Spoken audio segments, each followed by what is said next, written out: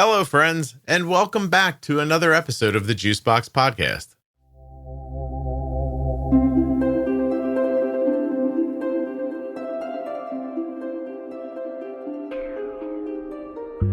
Hey Scott, I'm Christy, and I've been type 1 for 31 years before all the wonderful technology we have here. My grandmother had type 2, but ended up using insulin and was on dialysis for many, many years before she passed.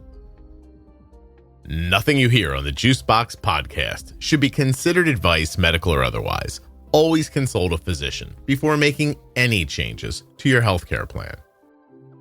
I know this is going to sound crazy, but Blue Circle Health is a nonprofit that's offering a totally free virtual type 1 diabetes clinical care, education, and support program for adults 18 and up. You heard me right. Free. No strings attached. Just free. Currently, if you live in Florida, Maine, Vermont, Ohio, Delaware, Alabama, or Missouri, you're eligible for Blue Circle Health right now, but they are adding states quickly in 2025. So make sure to follow them at Blue Circle Health on social media and make yourself familiar with bluecirclehealth.org. Blue Circle Health is free. It is without cost. There are no strings attached. I am not hiding anything from you. bluecirclehealth.org. You know why they had to buy an ad? No one believes it's free. This episode of the Juicebox Podcast is sponsored by the Dexcom G7, the same CGM that my daughter wears. Check it out now at dexcom.com/juicebox. Friends, Touched by Type 1's walk is coming up quickly on March 8th. That's a Saturday at Lake Eola Park in Orlando, Florida. Go now to Touched by Type 1 to sign up and register. It's completely free. You're going to have a wonderful time. touchedbytype1.org. Go to the programs tab. Click on Steps to a Cure.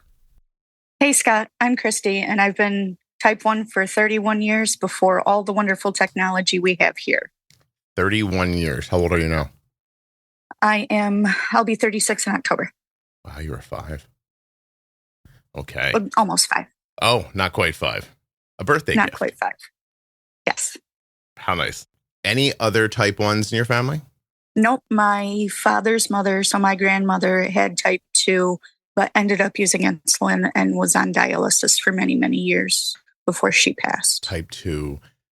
So much so that she was on dialysis. Got you. Do you have insulin resistance, do you think? Like, when you look at your needs, you're like, wow, these seem aggressive, or no? Some days it's more what I'm doing throughout the day than what I'm eating and how much insulin I'm taking for it. Mm-hmm. The other day, I was at 300 and dropped to 54 while working just because of how much movement I was doing. Wow. So it just depends.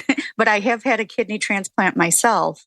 So, my teen years weren't the best. Oh, hold on. We're going to listen to you laying it out for me. Thank you. We'll do that in a little bit. How about other autoimmune issues in your family? Hypothyroidism, celiac, vitiligo? There are 3 of us in my immediate family that have hypothyroidism. You ever get tested for the antibodies to see if it's Hashimoto's? No, I have not been tested. Okay. All right. So it's controlled with medication very well. My endocrinologist seems to just be happy with the medication as of now. Do you know what that means when they tell you they're happy and it's controlled well? Do you know what your TSH is, for example? My last one was horrible because I had actually added a new medication to my regimen of things that I take with all of my immunosuppressants. Immunosuppressants. Yes. What are you taking those for?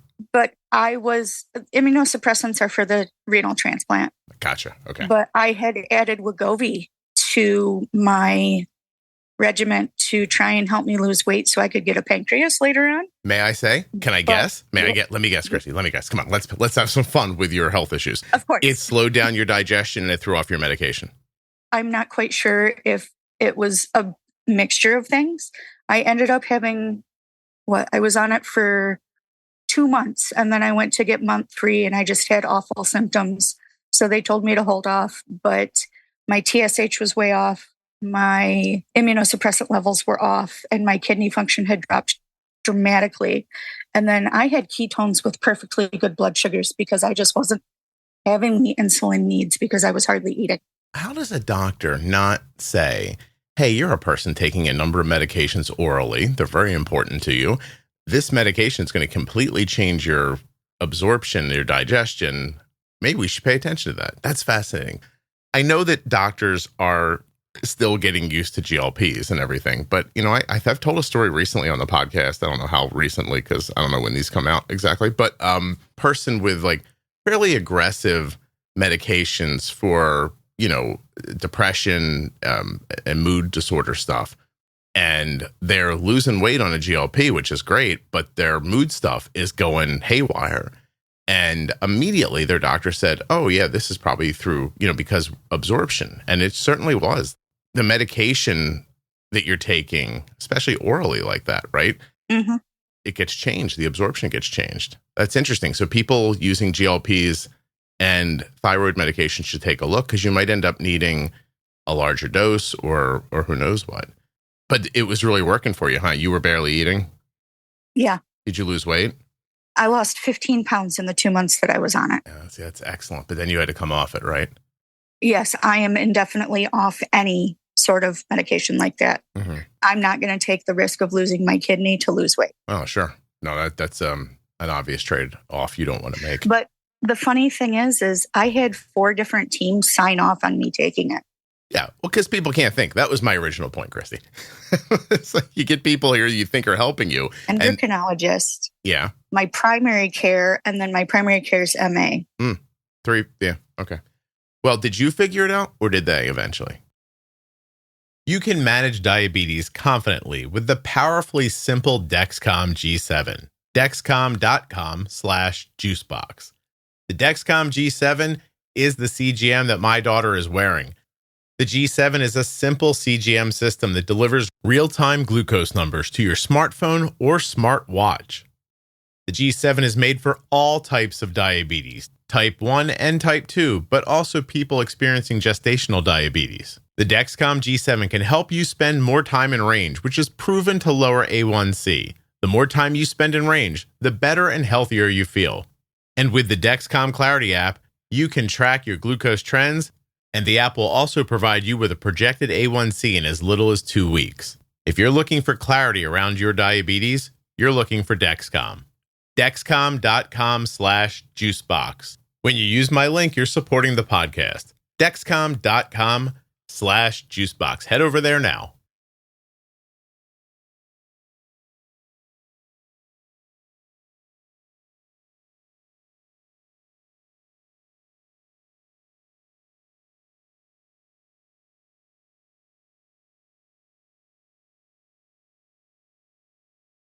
I did, because I had awful symptoms. And so after 2 weeks and the symptoms didn't subside, I ended up having lab work done and found that all of my numbers were off. Yeah, that sucks. So I immediately panicked and called my team, and I'm like, what's going on? So my endo was just like, you have ketones, your sugars are fine. You're not eating enough. So let's take you off it and see what happens. And then I got my kidney function tests back, and I was like, nope, I'm not going back on it. Yeah. I'd much rather live with a healthy kidney than losing a few pounds. I don't want to blur lines here between me knowing something and me being an idiot on the internet. The ketones could have just been like starvation ketones, not necessarily to do with diabetes. So Right. you might have wanted those ketones because they were probably an indicator that you were burning fat and losing weight. But if your medication's not absorbing correctly. Now, the thing that I get confused about, and of course not with for your kidney stuff, it's such a different thing. I'd want somebody to study it and have an answer. But there's got to be an amount of that medication you could take that would offset the absorption issue. But who knows what that is? And you don't want to be the test dummy for that for certain. No, definitely not. Yeah. Especially since my sister ended up donating in the paired program for me to receive my kidney. You don't want to let her know that you trashed it. Yeah. Sorry. And there's no extra spare parts just lying around. Yeah. You don't have one in the closet.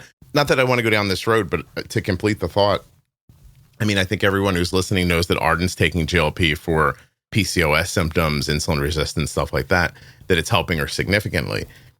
But she lost an amount of weight that we looked at her when she got home from college after her sophomore year. And we were like, ooh, you lost too much weight.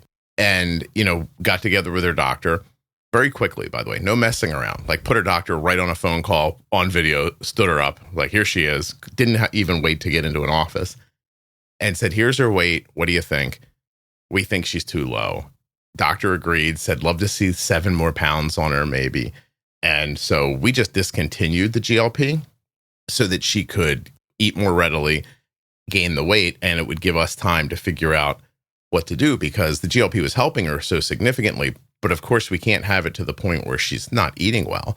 So took a couple of weeks. She gained the weight back. That wasn't much trouble when when all of her appetite came back. And then we just started dosing ourselves. Like, Christy, this is probably where I'll have to remind you that at the beginning of every episode, there's a disclaimer that said nothing on the podcast is, medical advice. Mm-hmm. This is something we decided to do on our own, along with her doctor.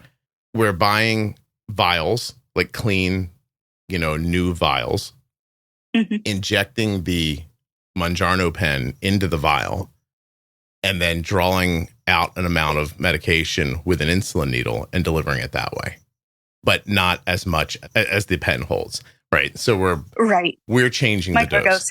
Yeah. Well, she's not doing it every day. Like, I do know people who are doing that, by the way, who are taking little bits daily or every other day or whatever. But Arden's not a huge fan of the needles. So once a week, but significantly less.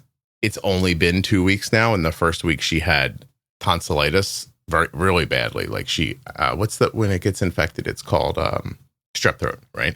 Yes. So she had that. So I couldn't figure that week. I was like, I don't know what's going on. Just more insulin. And she's feeling better this week. So I'm starting to already see the impacts of the GLPs on meal spikes and everything. It's kind of crazy.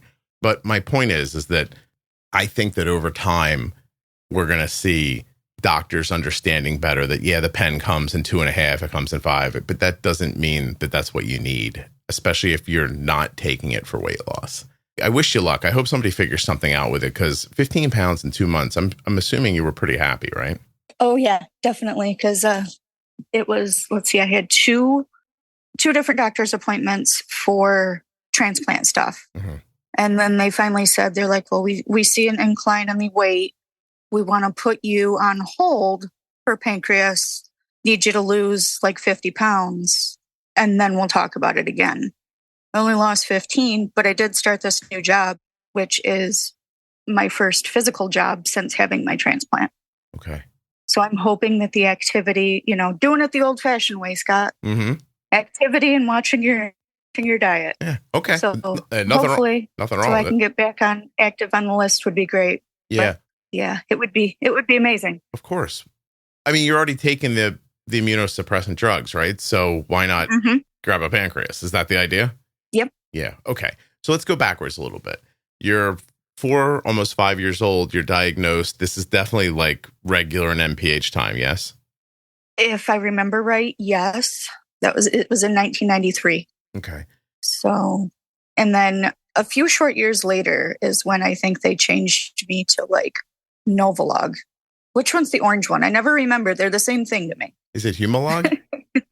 So I have Humalog and Novolog, and I can use them interchangeably, which is nice because I do know some people that are like, nope, they're not the same. My body doesn't absorb it the same. I have to take more of one over the other. Yeah. But of course, insurance dictates which one we're allowed to have. Yeah. So take the one they give you situation. Yeah.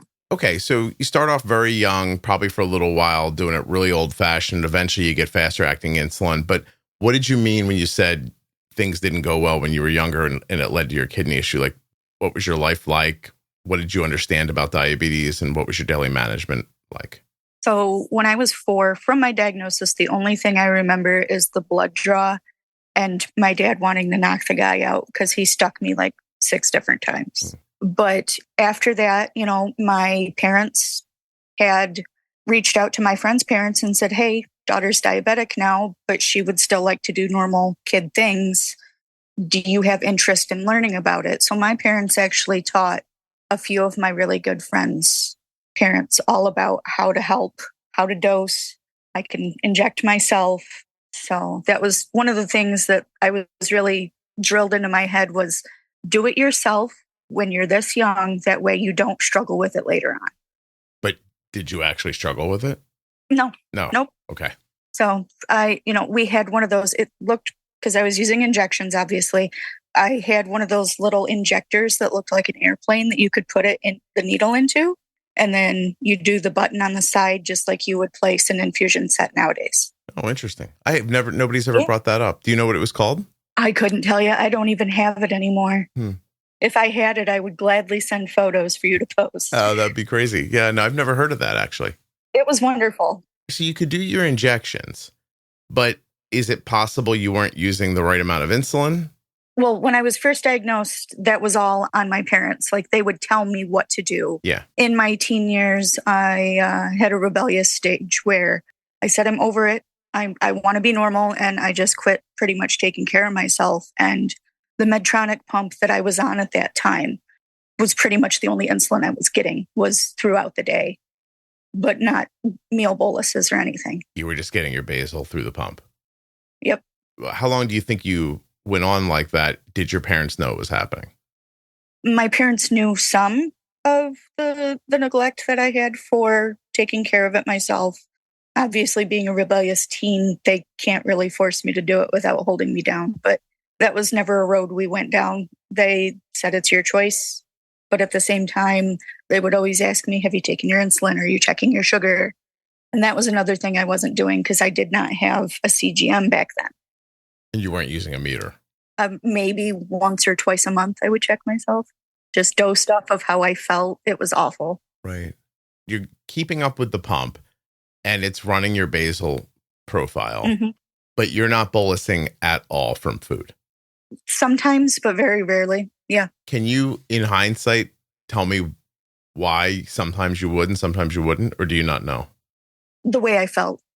If I knew that I was getting too high and my stomach started to get sick with the ketones and all of that, I would finally take an injection, but it would take getting to that point before I would.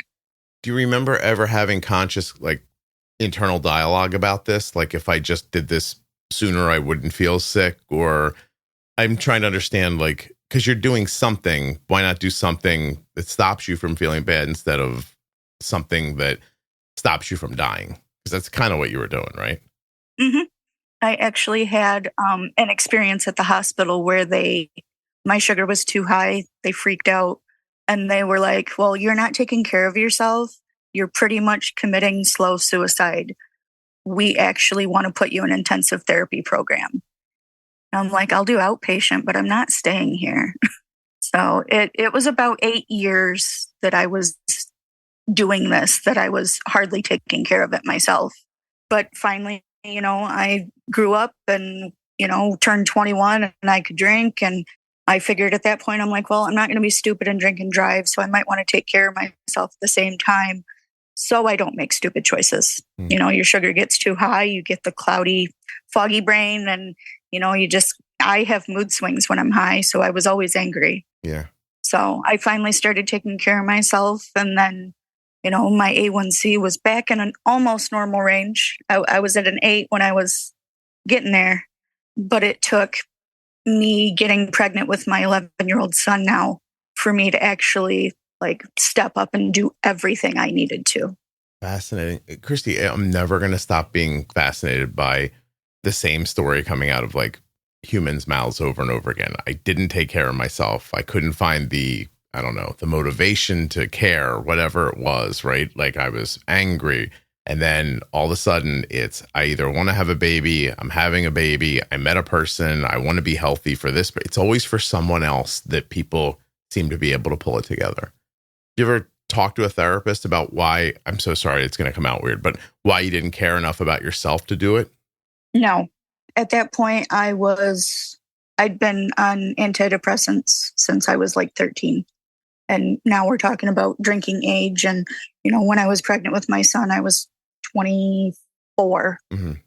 Would you say that you were depressed, or would you say that your blood sugars were so high, that's how you felt? Could you have gotten lower, stable blood sugars and that wouldn't have been how you felt? Or do you not think that? Definitely depression. Okay. Does that run through your family? I know of one person in my family, immediate family, that it also affects, but she's doing well with her medication and I'm doing well with my medication. So it's not like we're two peas in a pod sitting here going, well, we could do this and feel better about ourselves. So when you started taking the medication at 13, did depression lift? I don't know the right phrasing for it. Or did you still have it? It just wasn't as bad. Just wasn't as bad. Okay. But finally, they did, I don't even know what the exact term of the test she did for me, but my primary's MA did a gene test to figure out what antidepressants work with you and what doesn't. They're in red section, yellow section, and green section. So by the time she had done this for me, which was just recently in the last few years, I had been through 3 or 4 different medications that absolutely did nothing to me but make me want to jump off a cliff. But I finally, at the time, using Lexapro, and that worked for years. Yeah. Until finally one day I just wake up and I'm like, this isn't helping anymore. So that's when we did the gene test to figure out what ones will actually work with me.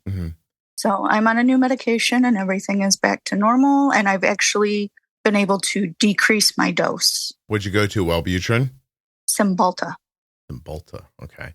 And I know there's a lot of drama around Cymbalta because it's such a strong medication that has a couple of different uses. And they say that the side effects are not worth the outcome. Are you having side effects? I am not, okay, which is wonderful because there's people that are in a Facebook group that I'm in that people are literally counting the beads that are inside the capsule to wean themselves off of this medication because they're having such strong reactions. Wow. I'm like, I'm a lucky one no, I don't need to come off it. I've been able to reduce my dose and everything's working great for me. Did you notice during the 2 months you were on Wegovy, did you notice any extra alleviation of your depression by any chance? No. No, it actually went the wrong way because the medication wasn't working for you. Correct. Yeah. I only asked because there's a recent episode where someone talked about GLPs lifting a lot of the mental illness impacts that their child was having. And I was wondering, but even if the GLP was helping somehow, the impact it was having on the other medication was too significant. You wouldn't have even noticed. Yeah. Yeah. Oh, I'm so sorry. Gosh, I there's part of me that just wants to pick through that part of your adolescence and try to understand. But I know it's such an unfair question because I don't think people really know what was happening to them when they were making decisions like that. You know what I mean? And there's part of me that, like you said, your parents couldn't make you. But I mean, looking back now with, your sister's kidney inside of you, don't you wish they would have made you? That is why when I had my transplant, they suggested therapy because of the regret and the guilt and all of the feelings that come with a major life change. Yeah. I had worked through it and we were doing well. And then I had a change in insurance and it's difficult to find somebody that I actually click with that takes my insurance. Certainly.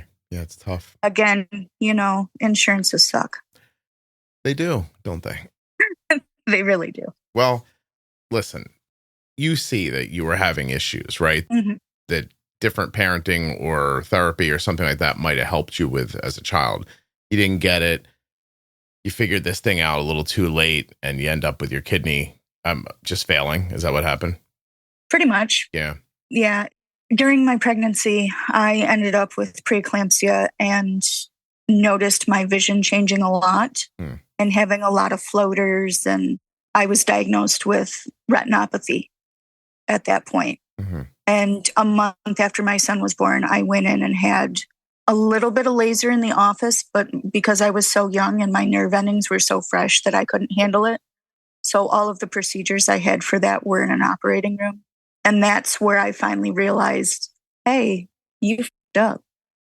Like, you could have had a happy, healthy life, but you decided just to give up on yourself and not take the medication. Because I didn't know any better. I was diagnosed at 4 and I see all my friends doing all of the friend things. And I'm like, I can do it, but then I have to put in the extra effort for the medical side of it. Like going to dinner at a new place. How do I carb count this? I don't know. So just don't do it. Yep. It was a lot of that. And then the retinopathy happened and I I spent the first 8 months of my son's life not being able to see very clearly. I couldn't drive until he was born in 2013, August. And in September, I started my treatments. I couldn't drive again until March of 2015. So you think the extra stress of the birth and gestating the baby and everything put a lot of pressure on your eyes and your kidneys probably? Yep. Yeah. Because when they observed me for observation and had admitted me to labor and delivery just to see, because I was having symptoms at the same time every night that wouldn't subside. And so, I would go to labor and delivery and they're like, everything's fine. Your blood pressure's normal, da, da, da, da. But I ended up having a maternal fetal medicine doctor because of the type 1. And she was like, hey, it sounds a little weird. So let's admit you. Let's see what's going on. They did a 12-hour urine. And at hour 6, they were like, okay, your kidneys are shutting down. You have the diabetic retinopathy. Your blood pressure when you were admitted was 199/99. We're going to have a baby either tonight or first thing in the morning.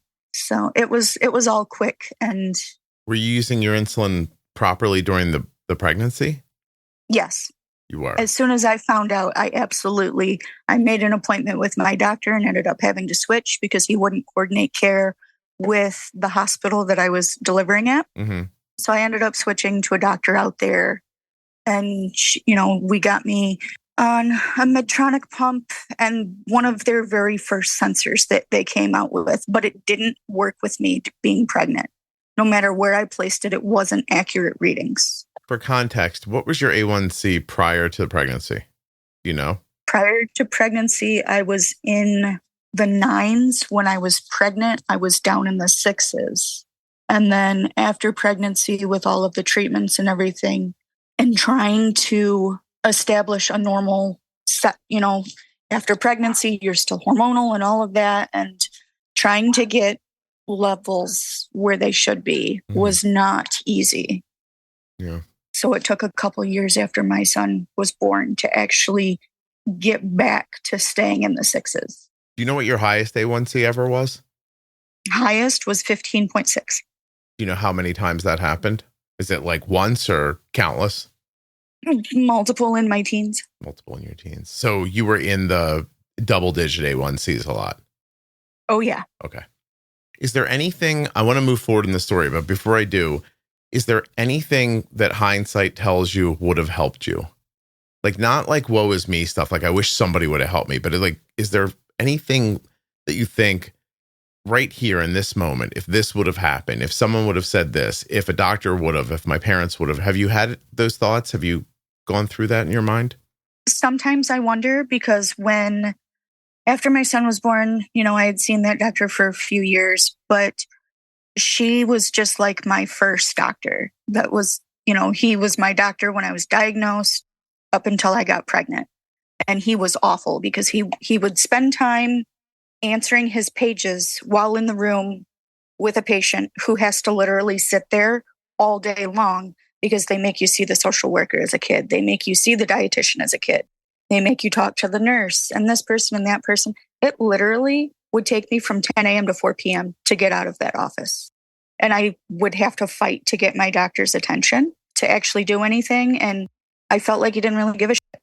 Yeah. And then I felt similar with the doctor that I switched to while I was pregnant. I had a nurse that was part of my local endocrinology team who had gone to endocrinology clinic about 45 minutes away from where I live. And so I had reached out to her and she got me in, and I seen a doctor there, and things were great for a little while. The health system, when you're calling to schedule appointments, when it's a giant facility like a university hospital, that you get lost in the system. And that's what I found to be my deterrent from going back there. But ended up there, and I couldn't be happier, because the guy I seen just a few years ago, who happened to not retire from seeing patients, and the endocrinologists that I have now, they are complete night and day from my previous doctors. You just found the right doctor. Yeah. That is exactly how I feel, as if I had found a doctor to give a shit. and not tear me down every time I walk into the office because my A1C is 15. Like, I understand you hate me because I'm a shitty diabetic, but at the same time, give me some friggin' encouragement, man. Yeah. I have to live with this, and you don't. Mm-hmm. I literally wake up and do math to save my life.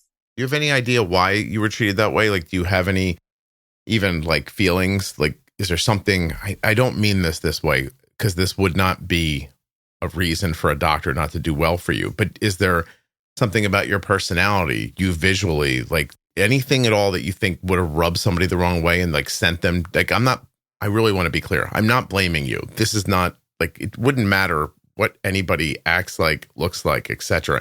Doctors should give the same care. I mean that. I'm trying to figure out, like, why would someone walk into a room, see a kid, and then just suddenly be like, I'm not going to give them the care they need? He was stretched too thin. Yeah. At the time, there was him and one other endocrinologist in town. And there were many, many, many, many, many diabetics who they had two doctors to choose from unless they wanted to drive 45 minutes. Mm-hmm. You know, they were stretched too thin. And I don't think we had another endocrinologist come in until my original doctor talked about retirement. Do you think it's like battlefield theory? Like, I'll save the ones I can, and the ones that are too hard or will take up too much time or too much of my bandwidth, I'm going to skip? Like, is that possible? No, because No? the friends that I have that are T1 in town had similar experiences, whether it was him or the other doctor in town. You know other type 1s in your town that have gone to those doctors that are having significant health issues now? Oh, yeah. Oh, my. If they didn't take care of themselves, the doctor really didn't care. And, you know, I have another friend who, and she's a big, big, big advocate. She, you know, she's in charge of our local, what is it now, Breakthrough T1D. I don't know. Don't go changing your name and expect me to know the new name. But the JDRF chapter, is that right? But yeah, she's in charge of our One Walk, and she has so many resources. And she even started a support group in our town for the parents of children who are diabetic. And I've gone to a few of those meetings just because I was their kid, you know, at one point. Like, I was newly diagnosed. This is what I did. This is what I failed to do. And this is how my life has turned out. When I did it, it was all without the technology. And now I see, like, I'm not bashing anybody, but the parents that I see comment about, like, the 504 plans or the IEPs or, you know, all of that, or having a nurse in the school to take care of it. I didn't have any of that. None of it. Well, it doesn't mean they shouldn't, does it? Right. Yeah. I get that. Right. But to do it without, it's possible. It's possible. But you're making a case that it might not be that possible. So I get your point. Like, it's hard probably to see people complaining about what seems like concierge level stuff when you didn't have basic stuff. Right. Correct. Yeah. No, I hear you. It's got to be difficult.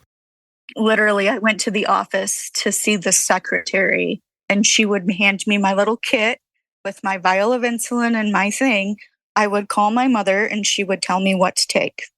Yeah. So she had to be phone available at all times of the day. You know, if my sugar was high and I didn't feel right, I would have to be able to get a hold of her to go, you know, what is my correction? What do I do? I mean, it sucks. You know, the whole thing sucks. It does. Yeah. Your kid's how old now? Like 11, did you say? Yeah. Yep. Okay. He's 11. So is it fair to say that for 11 years, you've known how to take care of your diabetes? Yeah. Have you been doing it the entire time? Except for the first few years after he was born because of the hormones and everything. I was doing my best, but I couldn't perfect it.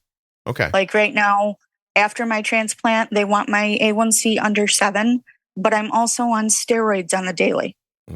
I take prednisone every night. And it's really difficult to try and figure it out to the point.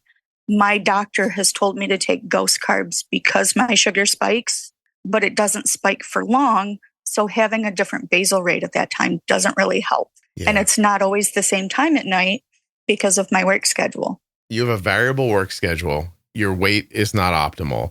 You're taking steroids.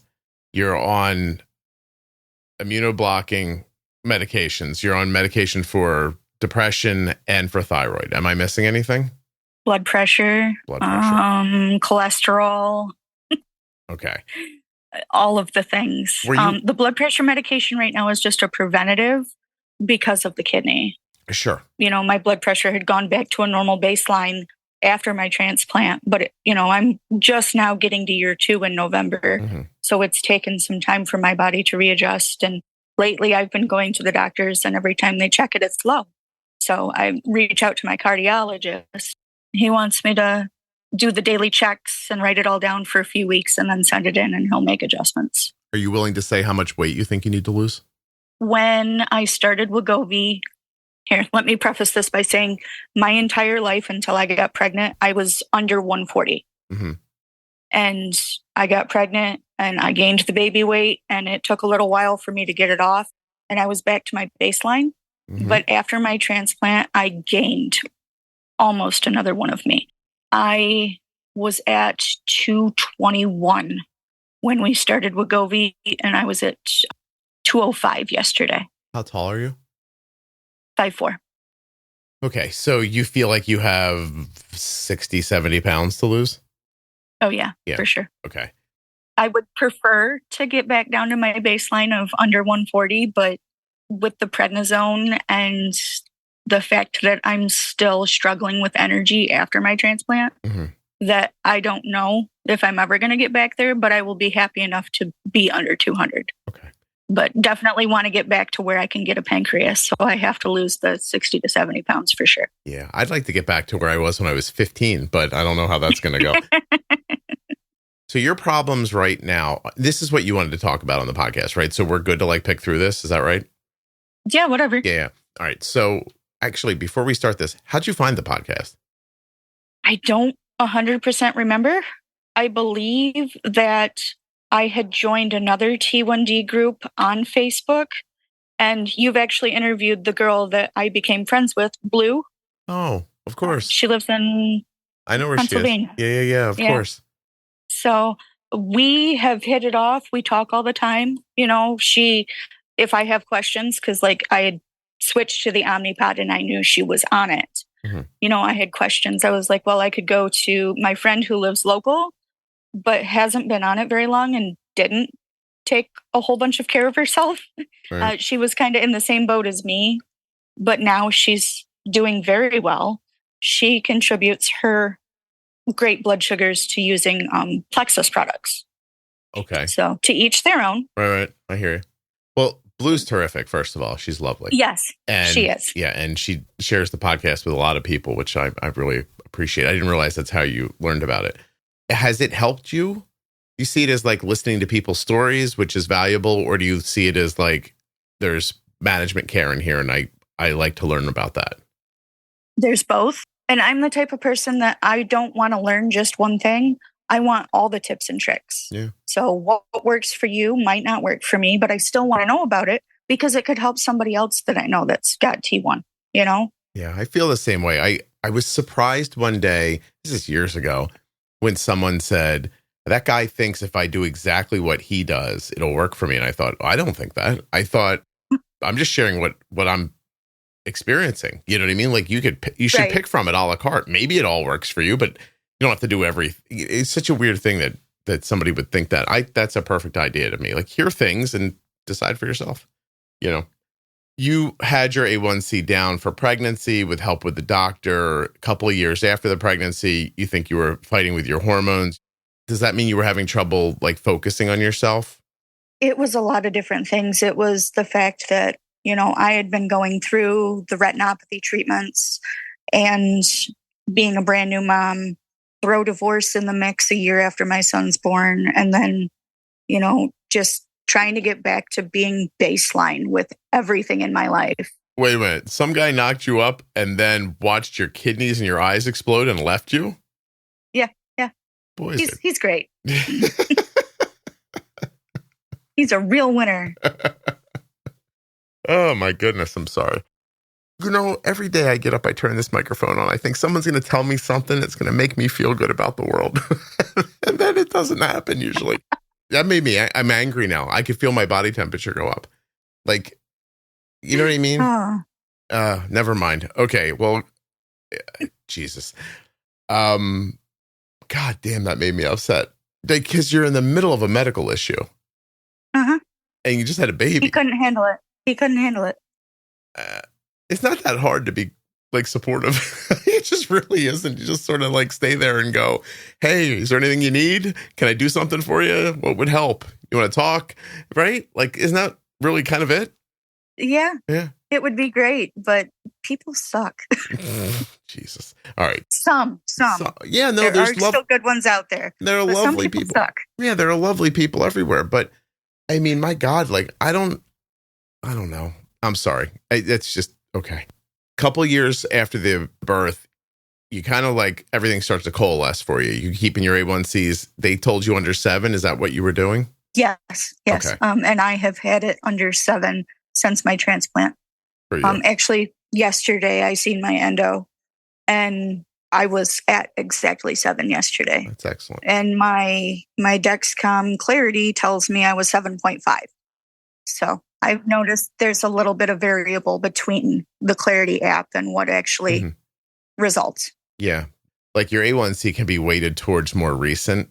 So if you, over the last 3 months, were more like 7.5 for 2 months, then in that last month, were more like 6.5, I could see where your A1C would look more like 7, as an example. Yeah. Yeah. Yeah. Tell people what you're doing right now to keep your A1C at 7. Like what, like functional steps. I'm actually taking care of myself. I mean, I'm not going to lie. I do still indulge in some chocolate now and then, but I am watching my portions. I'm watching, are they the complex carbs or are they simple? Do I need to extend this bolus, which I never used before? And I know that with the OP5 that we have to put it back into manual mode to be able to extend a bolus, which on nights that I eat a ton of pasta or a lasagna, obviously I'm going to do that. Mm-hmm. But, even when I order pizza now, I'm ordering a thin crust with parm garlic sauce instead of marinara. And I take half the insulin I would for a regular pizza. Yeah. Just a little less dough, a little less cheese. Big difference, right? Yeah. Yeah. I'm taking my medications. I have to take them at a timed interval because of the immunosuppressants. Mm-hmm. So every 12 hours, I wake up, I get things around, I take my medication typically between 9:30 and 10:30 in the morning. Mm-hmm. And then at night, I take them as soon as I can if I'm home. If not, I'll take just my immunosuppressants to work, take them between 9:30 and 10:30. Okay. But at the same time, I'm also trying to focus on, I have to take the prednisone. That's at the 12-hour mark. So I need to take a couple extra units of insulin. I know it's not practical, but the doctor was like, there's not really much else we can do but the ghost carbs to try and combat that. And it's not every night that I shoot up to 300 with the prednisone. Mm-hmm. It's a lot to try and figure out, like, what did you have for dinner? Is your blood sugar going to spike in a little while because of dinner? And then do you need extra on top of that for the prednisone? Right. Or, if I just eat lunch meat and a piece of cheese, just to keep myself steady for the night, mm-hmm. I don't have to worry about that giant spike to 300. It might only go to 215. Okay. With the prednisone. So there's a lot of overthinking everything. To do it, I have to be thorough and continuously make sure that I'm doing it properly and getting everything in on time, and then assessing how things, might go from there. Right. Because obviously it's not an exact science. The wind is blowing from the west. It rained for a whole 2 seconds earlier, and my blood sugar wants to spike just because of that. That's what it feels like, right? It just feels like everything. Yeah. Everything's making it move. Yes. You're seeing where the food's impacting it and how your medication is impacting it, and you're trying to combat it. You're not just staring at it and going, well, I guess this is what happens. Right. What's the prednisone for again? I think you told me, but I don't remember. Prednisone is it's the steroid that's part of the immunosuppressants that I take. Okay. And without them, just so people who don't know, your kidney's going to fail without those drugs. My body will reject my kidney, yes. Yeah, okay. The main one is called Tacro. That's the short term for it because I can't pronounce the whole word. But that main one has to be between a certain level. And if it's not, you can have something called tacrotoxicity, which when I was dealing with the Wegovy and my labs being off, that number was way too high, which is what drove down my kidney function at that time. Yeah. But has since, they changed my dosage and has since gone back to normal. Okay. So your goal here, Well, let me say this first. Did you go back to work? Had you not been working and you're working now? Right. Yep. So I had my transplant in November of 2022. Mm-hmm. And it was through the paired program. So my sister didn't match me, but she matched somebody who had a donor who matched somebody else who had a donor who matched me. So there were 3 donors and 3 recipients that day. The best basketball trades are made that way, by the way, Christy. You ever notice that? You're like, we need a center. They've got a forward. That guy over there needs a forward. I have a center. And you just sort of do that horse trading. Well, so your sister donated a kidney to a stranger so that a stranger would donate a kidney to you. Correct. Oh, that's really nice. And the thing is my sister's 6 years and exactly 1 week older than I am. And so when I was diagnosed with diabetes as a young kid, she always knew that someday I could potentially end up on dialysis, which thank God I never did. There's a possibility I could turn out like my grandmother who had type 2, where, she lost some toes. She was permanently in a wheelchair. She was on dialysis and still taking insulin, but still had a bowl of Skittles on her table every day. How long did she live? She was in her late 60s, early 70s, if I remember right. I'll tell you, for living like that, that's not a bad run, Right? Yeah. Yeah, you would. I expected you to say she passed more in her mid 60s. When she was doing dialysis, she still didn't really take care of herself, but she was on dialysis for, I believe, about 10 years before she passed. Mm-hmm. And that's a long time for somebody to be on dialysis. Yeah. Yeah, no kidding. So, but she was never eligible for a transplant. So. Well, jeez. Okay. Tell me why you wanted to be on the podcast. Just one more person to learn from, This was my experience, and this is the possible outcome if you don't take care of yourself, I know there's millions of parents who have T1D kids, and they're like, what could possibly go wrong? Hi, I'm that bad example. Hi, I'm Christy, and this is what happens if you don't take your insulin. Yes, exactly. Gosh. But the thing is I hope that people can learn from my story, because everybody told me my grandma's story and tried to scare the shit out of me, and I still didn't take care of myself. Yeah. Do you think that you thought, oh, that happened to my grandmother, it's going to happen to me, so there's no sense in trying? No. You just rebelled against the idea. Never pictured. Yep, exactly. I never pictured needing a kidney transplant. I was going to eventually be okay. But no, you never get out unscathed. Never. It's like, I say all the time, it's like smoking. Like people always, they smoke cigarettes and they're like, it's not going to happen to me. It's somebody else. Somebody else gets lung cancer. It's not me. And, once it happens to you, it's too late. And then you're like, oh, okay, well, it happened. And then you feel like you need to tell somebody else so it doesn't happen to them. That's where you're at. Yeah. Yeah. Well, it's nice of you to do. I appreciate it. And you certainly haven't done it in a scary way. And I appreciate that as well. You're just telling your story about what happened. Well, you were never on dialysis. Is that correct? No. So I was lucky enough to catch it in time to where I wasn't having a whole lot of symptoms. Mm-hmm. Like I had a little bit of the leg swelling, but it wasn't to the point where I couldn't stand all day and, have divots in my legs from the swelling. Yeah. What's that called? Pitting edema? Is that what that yes. is? Mm-hmm. Yes. Look at me. He put me on the preventative medications to kind of help what function I had left. And then was like, okay, it's time to refer you to transplant. That way, when you need one, you'll already be on the list. Okay. So I was on the list, and it was 144 days from the time I was listed active to the time they found a potential match in the paired program. Not bad at all. No, not at all. Yeah. I was extremely lucky. And in that, it was really fast. And I always worried like, okay, I can't get my sister's kidney. She's got antibodies that I don't have, or I have antibodies fighting her. I don't remember which one, mm-hmm. But she got a phone call actually on my birthday in October of 22. And she text messaged me and she's like, it's not 100% confirmed yet, but happy birthday. I got you a kidney.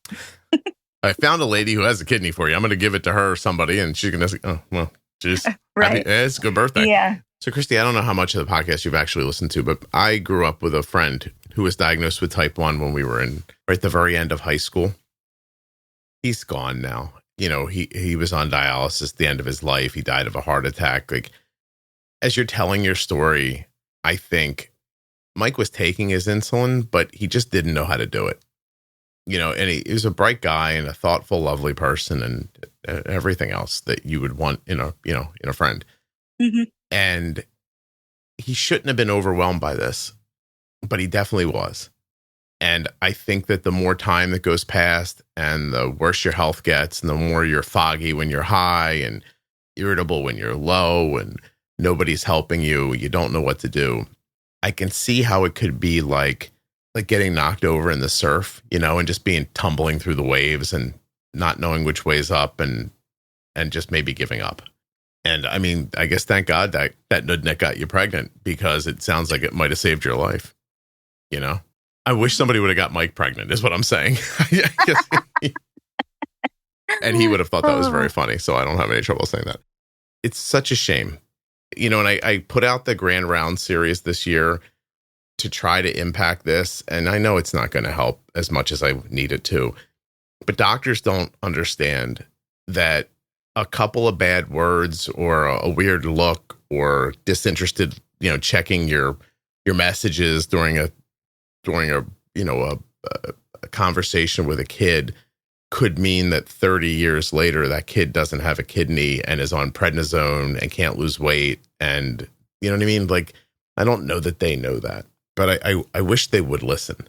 I wish they would hear your story, right. You know what I mean? And say, I got to do better at this, or I can't have a bad day. Like, I don't get to go to the doctor's office and be distracted today. Like, this kid needs this. And if I can't give it to them, let's find somebody that can, because otherwise this is a real possibility, down the road. Mm-hmm. And I think a big help in a lot of my experience anyway, is that the follow app that we have is amazing. Like, my mom used to hound me all the time. What's your blood sugar? Are you taking your insulin? Da, da, da, da, da.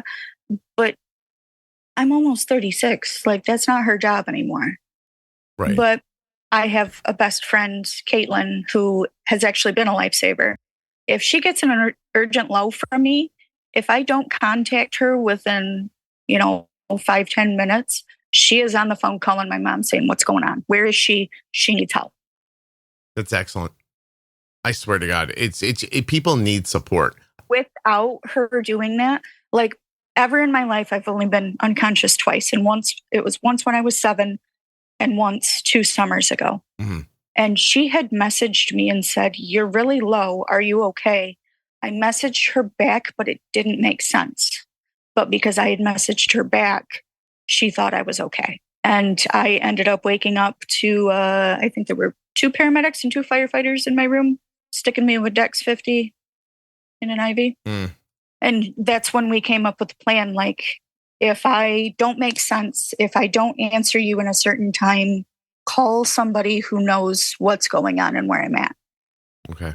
My parents know where I'm at because they help watch my kid when I'm not out and about with him.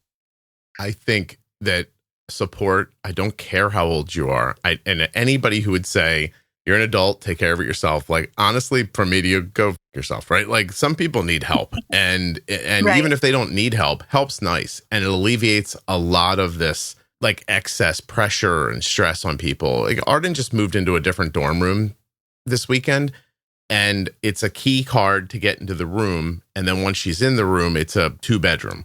Then she goes into her bedroom and her door closes automatically and it locks every time.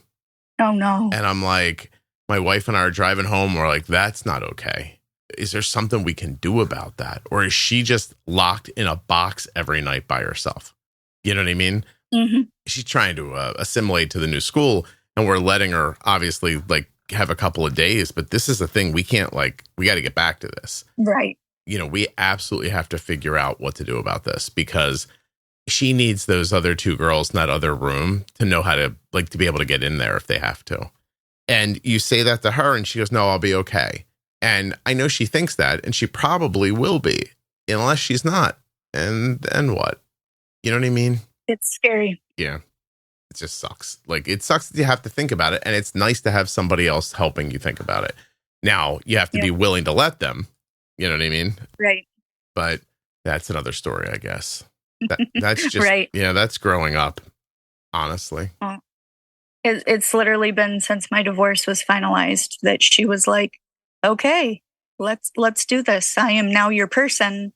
I'm going to download the app and we're going to have this plan. And now, if I notice that I'm dropping, I'll message her and be like, this is my treatment plan. This is what's happening. I've got fruit snacks on board. I've got juice. I've got a thing of glucose tabs. I have my Gvoke, I've got all of this handy, but this is what I'm treating with right now. If I end up treating and I'm okay, but I'm still lagging a little bit where it continues to drop before I actually stabilize, I will message her and say, I've already treated. It's just waiting to catch up. This is what my finger poke says. That's excellent. And she works 3 jobs and she still does this for me. Mm-hmm. Like she is my person, always will be, always has been. It's life-changing to have somebody who actually cares, who wants to learn. Like I've taught her how to carb count, certain things, or this is why I take this much insulin for this meal, or this is my correction factor. I'm at this number. We want to be at this number. This is how much I take. Yeah. And she always asks questions. Good. Yesterday I was talking to her about the Wegovy and the transplant for the kidney, and then, possibly getting a pancreas later on down the road. And she's like, but do all diabetics struggle as much as you do? And I said, no. There's people who have, they're got tight control. Their TIR is, 97%, and they eat a keto diet. And I'm like, I work different shifts every day. I have a 11-year-old that does not like healthy. And I'm not going to make 2 different meals. I'm just going to watch my portions. And it's a lot, but you do what you got to do. And not everybody has the same experience. And I think that some people don't understand, like, oh yeah, my grandpa's type 2. And, he changed his diet and exercise. And, you eat a spoonful of cinnamon or, some okra water and you'll be just fine. It's not the same. I don't have the crayons to explain to people how it's not the same. Yeah. But I did meet a T1 in the wild the other day. Mm-hmm. He was great. He's a bread vendor. He was wearing the G7 with the bionic pump. And I'm like, I know you're working, but can I ask you questions? Yeah. So we sat there and talked for 15 minutes about his pump and his experiences. And, he's like, well, how long? And I was like, it was 31 years and I've had a transplant, and just make sure you take care of yourself. It's very nice of you to share that with him. Very much so. So tell me what's going on now. You went back to work, and so now you have activity, and you didn't have this activity before, but you're seeing low blood sugars at work? Yeah. Like I said, I had even gone to work the other day at 300 because I had just eaten and didn't pre-bolus. Mm-hmm. And I still tanked down to 54. Okay. And I'm like, but I was on the register for 2 hours, or I was bagging for 2 hours, or I was doing a mix, and it's like, I just came back from break. I sat down. My number was fine. I even eat like 2 glucose tabs when I notice that I'm trending down and I get to a certain point. Mm-hmm. It doesn't help. And I think a lot of it is the pump is used to me just doing minimal things and not long periods of activity. Yep. But then again, when I would do laundry at home before I started working again, I noticed that, if I'm doing 2 or 3 loads, I'm dropping at the end of it. And that's because I'm carrying everything, going down the stairs, back up the stairs. And yeah, it's a lot of movement that I didn't have after my transplant. So how many days are you working a week?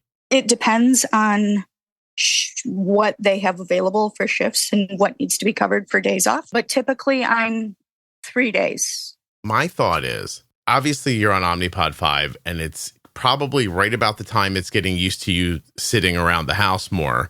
You're going off and working for a few days, and then you're getting low, right? Because it's like you said, you're more sedentary. It's giving you more insulin. Now suddenly you're moving. You don't need all that insulin. You're getting low. My thought here is, why don't you exercise on the other days that you're not working, so that your insulin needs get matched up? Still minimal. Yeah, right? Because the alternative, Christy, I don't love the alternative for you, which is go the other way with it, which, you know what I mean? Like, go into manual mode when you're working, or because it's also not going to help you. It's not going to help you if you go high, then the algorithm's not working. Right. Most of the time we hear this problem and we try to find a way to fit the insulin around the problem. I don't know if that makes sense or not. I think you should just do more exercise, because it doesn't sound like it would be a ton. You need it anyway. It's something you're trying to do, right? So do some minimal exercise every day that mimics working, and then let the Omnipod 5 catch up with your new insulin needs, and then you shouldn't get low while you're at work, is my thought. Right. And I have plans to do that, but still I'm building up my stamina to be able to work 8-hour shifts. Okay. Like I went from just doing laundry at home or dishes to physically being active every day that I'm working. And so the days that I'm not working, my body is sore and I am exhausted. And I know that I need to continue keeping up with the moving and everything. I just have to do it in smaller increments. Nothing wrong with that either. Because my energy level since transplant has not come full circle. Yeah. And it doesn't help that I've had the weight gain and all of the medication changes. No, of course. But it's no excuse. I still need to be active. But I did see my endo yesterday and she was very pleased, and I'm still at 7 and she is fine with that for now. And now that I'm back doing work, she is glad, because obviously we're seeing the lows, but at the same time, being active is going to help me lose some more weight and all of it. So she made some changes. You don't have to lift a mountain. I'm not saying that, but just get up and walk, you know what I mean, for 10, 15 minutes a day, and then try 15, 20 minutes a day a week or two later. I understand the necessity. I mean, my wife had long COVID and probably still does to some degree. You have to learn to change your idea of what exercise is. Exercise is what it is for you. Like, nobody's saying go run 5 miles or lift for 2 hours. Like, I'm saying get up, move around. Like, if doing the laundry is a thing, then great. Spread out the laundry so you do a load of laundry every day instead of 3 loads one day. Like, if that's activity for you right now, then great. Then just try to do a little bit every day. And then not only I think will that help you, build up quicker, but I think it'll help your insulin level out as well. Right. That makes sense? Yeah, for sure. Yeah. I would try that first, honestly. But explain to people, what does exhausted feel like? Like, you work for a couple days in a row and then what happens to you? I feel drained of energy. Like, you know how you see the Energizer Bunny and he's got the battery in his back, and, with the off-brand, he ends up dying in the middle of the commercial. That is how I feel some days. Yeah. Where I get off work and I'm like, oh my God, my body absolutely aches and my feet hurt and I am exhausted and I can hardly hold my head up. There's nothing there. But, right. At the same time, I'm also experiencing 2 to 3 lows per shift if I'm working an 8-hour shift, So it's like I'm treating and then I'm dropping, and then I'm treating and then I'm dropping. It's a mix of both. Sucks. It does. Yeah. I actually have to leave for work here shortly. Do you? Oh, I'm gonna have to let you go. Yeah. Then. Okay. I don't want to get you. I don't want to get you in trouble. Imagine. I'd asked for some time off, but they scheduled me a little sooner. Can you still imagine going to work and be like, I was recording a podcast? They'd be like, we don't care. They know. Oh, that's they know nice. what I'm doing this morning. I was cool. Like, I might be a minute or two late. Well, I don't want you She's to be like, late. well, that's awesome. They are so supportive where I'm working. Great. Of, getting me off of register if I absolutely need to. And, do you have all your low snacks? Do you need anything? It's really amazing when you come to a new employer and they just understand. I actually found another T1 that I didn't know worked there. More support. That's what you're seeing. Yes. Yep. Yeah. She's like, oh, by the way, I've got low snacks if you ever need them. I was like, I've got a pouch full of them too. So, same goes for you. We also want to get you not going low, because no reason for extra calories. You know what I mean? Like with with the lows, like, not that, don't get me wrong, stop your lows, but we want to get you to a point where you're not getting low so that you and continue to lose weight. Have you ever been through the Pro Tip series, or there is also a series for Omnipod 5 about how to set it up? Have you seen that content? See, there's a couple of them that I've heard from that series, but I don't have a lot of free time. So usually I'm listening at nighttime before I go to bed. Yeah. So I get bits and pieces. Well, there's a Omnipod 5 Pro Tip series about setting up the Omnipod 5 that's worth listening to, because it talks a lot about how it works. And there's also, you're in the Facebook group, right? Yes, of course. All right. So here's this. I like how you said, of course, because it's the only Facebook group to be in if you have diabetes. That's what you meant. If you go into the private Facebook group, go into the featured tab, there's lists of series in there so you can see what episodes they are.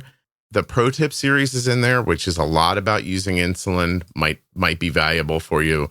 There's a lot of Omnipod 5 stuff in there in the algorithm pumping. There's conversations about Omnipod 5 with users. There's the pro tip series that I made in conjunction with Insulet. There's an Ask Omnipod 5 expert series I also made with Insulet. There's a lot of good information in there. It might help you, just like you said, just to have bits and pieces that you can build on. Right, for sure. Cool. And you know how Blue tells all of her friends? I tell all of my friends, like my new friend in the wild. I told him, I was like, you have to listen. If you don't listen, at least join the Facebook group, because there's so many different resources and questions and answers. And even if something doesn't work for you, you still have that tidbit of knowledge. Yeah, no, I agree. And that's what I enjoy about being in the Facebook group, is that I see so many posts that are different. Yeah. There's no better way to, right now, I don't see through technology, there's no better way to make a community, especially out of a situation with like type 1 diabetes, where you're just not going to meet that many people in your real life that have it. So, to be able to see people from all walks of life, from all areas of the country and the world come together and talk about it, and to see the similarities that they all are experiencing very similar things, I just think it's incredibly supportive and necessary, honestly, to have that kind of community around you. Exactly. Like I said, I've met quite a few being in that group that my friend created for the parents. And, a support group for adults would be great, but it's just not something that everybody can make time for. Everybody has kids and school and work, and it's been difficult, but I actually made a new friend who actually on TikTok was sharing her kidney transplant story. And her name is Natalie, and she lives 45 minutes from me. Found her like that. I have to tell you, I disagree with people are like, well, there should be an adult group and a parents group and a this group and a that group. I'm like, I don't think segmenting you is a good idea. I think I get, like you mentioned it earlier, right? It can be frustrating to see a parent complain about something that, would have looked like icing on top of your cake when you were a kid. At the same time, seeing other different perspectives, but still in the same arena, I think is helpful. It's irritating to you, but you're not angered by it. And you know what I mean? And maybe it teaches you to expect more for yourself. Like, those people want everything they need, and they're going to get it. And maybe that rubs off on you a little bit. You say, you know what? I'm going to get everything I need. Who knows? Like, who knows how that interaction is going to end up helping you or helping them? Maybe you end up saying back to them, my gosh, like when I was growing up, like this would have been a luxury of all luxuries. And maybe they'll think, yeah, we're lucky. Like, who knows how that helps? But I think having a ton of people with diabetes, I also like there being type 2s in there, people who have gestational, whatever, right? Like, or loved ones even. Like, forget caregivers. There's a ton of grandmoms in there whose like grandchildren have type 1. They don't have it. They don't take care of their grandchildren that often, but they get to understand it better. I love that about it. I would always make an argument for being integrated and welcoming and letting everybody who's touched by diabetes be in that space. It's kind of how I think about it. But I want to get you to work. I don't want you to be late. And don't forget to charge your phone again. You used it for this. I don't want your phone dying. Oh, no worries. It's not going to die. And then I've got my PDM for the Omnipod if my phone doesn't work. So it's not like I'm not going to miss my alerts. And I've got my watch on. Look at you. All right. So. Excellent. Go get them, Christy. Thank you so much for sharing this with me. I really do appreciate it. Yeah, no problem, Scott. Thanks for having me on. My pleasure.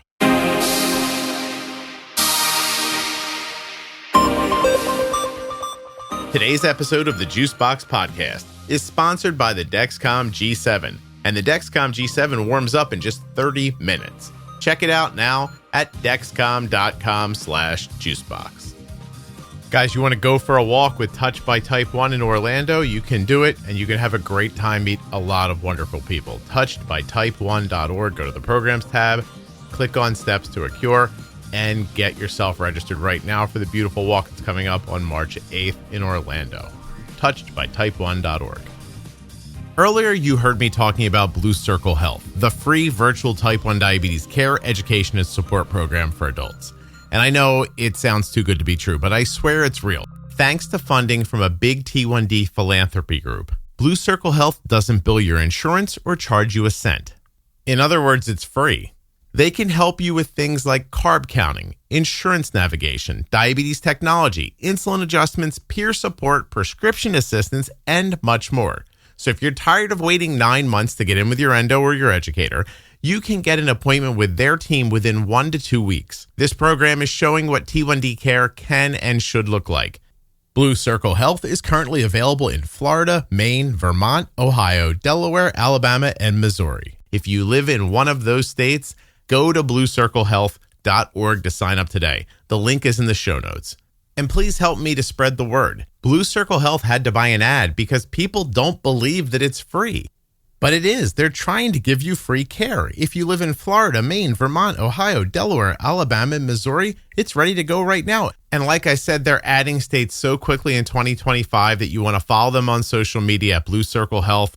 And you can also keep checking bluecirclehealth.org to see when your free care is available to you. The Diabetes Variables series from the Juicebox Podcast goes over all the little things that affect your diabetes that you might not think about. From travel and exercise to hydration and even trampolines. Juiceboxpodcast.com. Go up in the menu and click on Diabetes Variables. Thank you so much for listening. I'll be back very soon with another episode of the Juicebox Podcast. If you're not already subscribed or following the podcast in your favorite audio app like Spotify or Apple Podcasts, please do that now. Seriously, just to hit follow or subscribe will really help the show. If you go a little further in Apple Podcasts and set it up so that it downloads all new episodes, I'll be your best friend. And if you leave a 5-star review, I'll probably send you a Christmas card. Would you like a Christmas card? The episode you just heard was professionally edited by Wrong Way Recording. WrongWayRecording.com.